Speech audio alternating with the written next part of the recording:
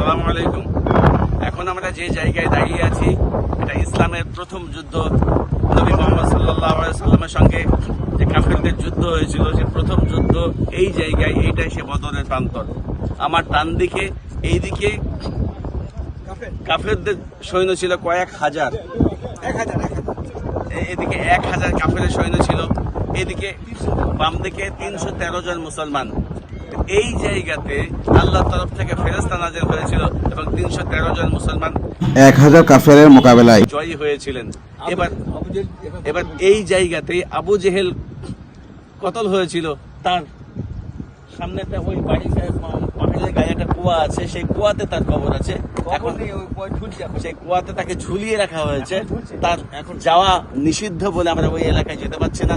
এবার আমরা এখান থেকে যাব যে 10 জন শহীদ আছে, সেই শহীদদের কবর যে জায়গায় আছে সেই জায়গায় জিয়ারতে এবার আমরা যাবো ইনশাআল্লাহ।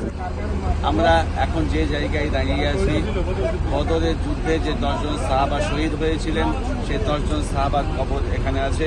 ইনারা এখানে আরাম করছেন।